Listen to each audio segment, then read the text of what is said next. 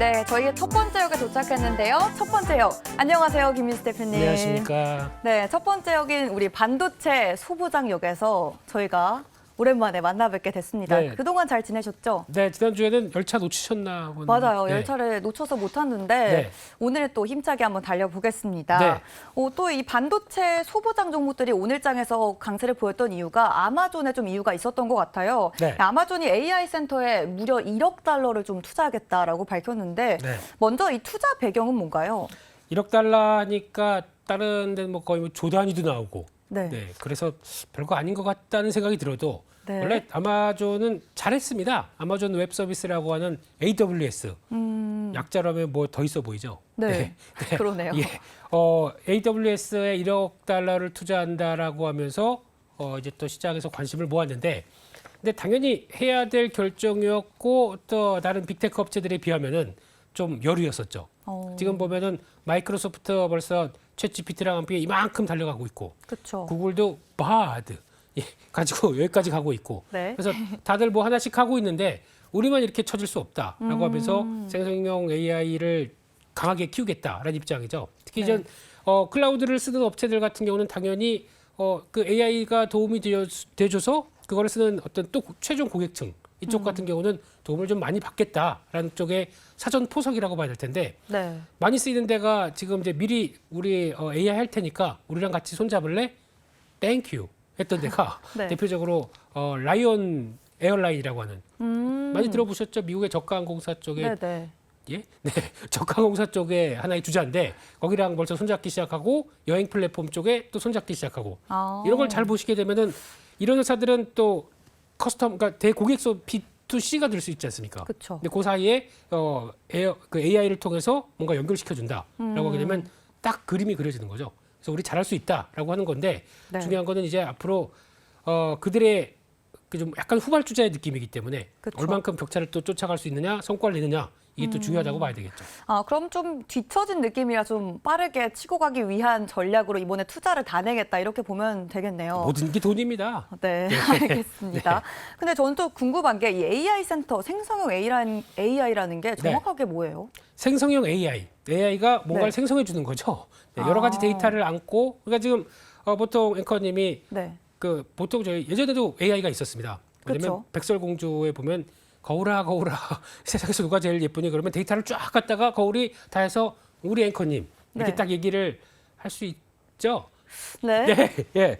이제 이런 것처럼 사무력 좀 인터넷 그렇죠. 이런 건가요? 네네. 그렇죠. 그러니까 이 모든 걸 가지고 데이터를 가지고 하게 돼서 최종 유저가 원하는 어떤 답을 얻어내는. 그래서 그걸 이미지나 아니면은 그 텍스트나 아니면 동영상이나 이런 식으로 네. 다 만들어주기 시작하게 되면 그게 또 하나의 생성형 AI의 가장 중요한 부분이다. 이렇게 볼 수 있을 것 같습니다. 알겠습니다. 아마존이 좀 따라잡을 수 있을지 투자를 통해서 격차를 좁힐 수 있을지 좀 궁금해지는 것 같고요. 네. 또 한 가지 반도체와 관련해서도 이야기를 해봐야 될 게 DDR5입니다. 네. 이 PC 업체인 HB나 레노버 같은 주요 업체들이 신제품에 DDR5를 넣는다고 하더라고요. 네. 시장 침투율 상황이 좀 어떤지 궁금하고요. 앞으로 전망은 좀 어떨까요? 네, 이제서야 하는 생각이 들죠. 좀 빨리 했었으면 왜 좋겠는데. 이제서야요? 그렇죠. 근데 빨리 하고 싶어도 워낙 PC 경기가 별로 안 좋습니다. 그런가요? 그- 왜죠? 요즘에 주변에 PC 사시는 분들 계신 거 보셨나요? 그렇죠. 노트북을 많이 쓰고 PC를 안 쓰는 건가요? 그것도 그렇고 노트북도 저희가 가장 많이 썼을 때가 코로나19 때였죠. 네, 그때 집에 있고 거기다 재택근무하고 어떤 온라인 수업하다 보니까 네. 그때 그냥 필요했던 뭐 태블릿이나 PC가 그때 가장 많이 쓰였던 거죠. 그 수요가 그때 폭발하고 한 아직까지 2, 3년 정도는 아니 그거 아직 잘 쓰는데 뭐라고 하다 보니까 수요가 완전히 줄는 거죠. 근데 이런 쪽에서 뭔가 교체 수요를 만들어내겠다라고 하게 되면 우리 PC 저 DDR5라고 좋은 거 넣었어요. 한번 써보세요. 이렇게 나오기 시작하는 이것과 함께 같이 변화가 될 수 있다 보니까 네. PC 시장에서도 뭔가 변화를 이어가겠다라는 입장이 상당히 크다고 봐야 되는데 그래서 DDR5 같은 경우도 지금 전환되기 시작하면서 올해 한 20% 점유율이 침투율이요. 그리고 내년 같은 경우는 하반기까지 해서 거의 50%대를 목표로 그렇게 바뀔 수 있겠다라고 보다 보니까 그러면 이제 PC 메이커들 메모리 반도체 메이커들 같은 경우도 DDR5가 돈이 좀 덜 되니까 그보다 훨씬 더 비싼 5를 계속 교체하면서 우리 돈 더 많이 벌겠어 이렇게 나와야 되겠죠. 네네. 이제 그게 가장 중요한데 PC 시장은 별거 아닙니다.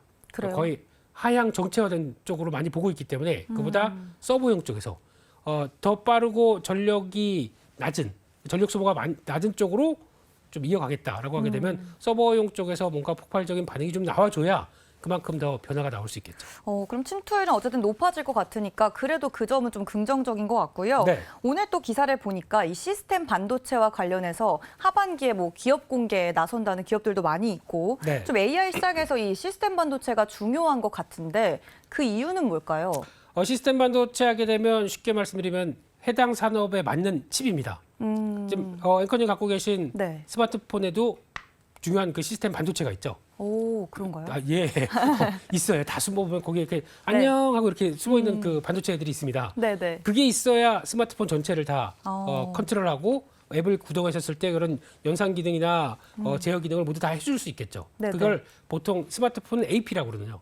또 다른 산업에 갔었을 때 어떤 제조업이 있습니다. 제조업이 있는데 우리 제조업에 맞게 어떤 라인들을 컨트롤한다라고 하게 되면 그에 또 맞는 해당 칩이 있을 거고. 근데 그거를 또 AI와 결부해서 같이 산업의 생산성을 높이겠다라고 하게 되면 다양한 이런 칩들이 발생하기 시작하겠죠. 네. 산업의 특성에 맞게 저희가 얘기하는 앞서 얘기했던 생성형 AI는 일부분에 불과합니다.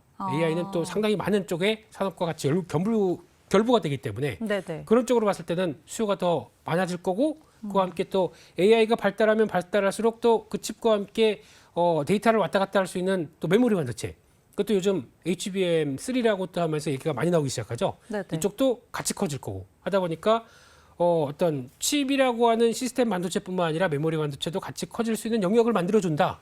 이러면 상당히 앞으로 봐야 될 부분이겠죠. 네. 그러면 저는 좀 궁금한 게 네. 이 AI 반도체가 되게 관심이 많다. 그래서 좀 반도체주들이 잘 간다. 이런 말이 많이 있는데 네. AI 반도체하고 시스템 반도체는 다른 거예요? 아니 거의 비슷하게 봐야 되겠죠. 그러니까 시스템 반도체 쪽에서도 여러 네. 가지 역할을 하는 쪽이 있고 그거를 네. 또 가속화시켜주는 AI 반도체가 또 있는 거고. 그래서 근데 이 산업의 특성에 맞게 또 바뀔 수도 있는 거고. 그러니까 무궁무진 또 여러 가지 산업 발전에 따라서 또 레벨업 될 수밖에 없는 거겠죠. 네, 그렇게 보셨으면 좋겠고, 그럼 이렇게 되면은 네. 또 기존에 그러니까 발달되고 또 데이터 처리가 많아지다 보니까 기존에 갖고 있던 저희의 보통 보면 그 기판이라고 그러죠. 그 거기다 칩 놓고 메모리 반도체 놓고 하는 이런 기판들도 바뀌어야 됩니다.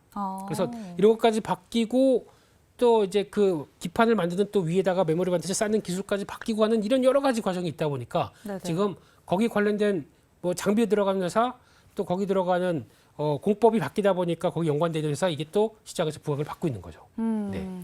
참 반도체 세계란 어려운 것 같기도 세계요? 합니다. 세계요? 네, 예, 발음 예. 조심하겠습니다. 알겠습니다. 아닙니다. 네. 예. 저희 또 이제 가장 중요한 건 항상 종목이잖아요. 네. 우리 또 김민수 대표님이 보시는 반도체 소부장 섹터 내에서 최선호주 어떤 종목일까요? 네, 최선호주니까 네. 뭔가 멋있고 웅장한 종목이 나와야 되겠죠. 어떤 거죠? 멋있고 웅장한 종목? 제우스. 라는 종목이 있습니다. 네. 네, 이름 크고 멋있죠. 그렇죠. 네, 신화에 나오는. 그렇습니다.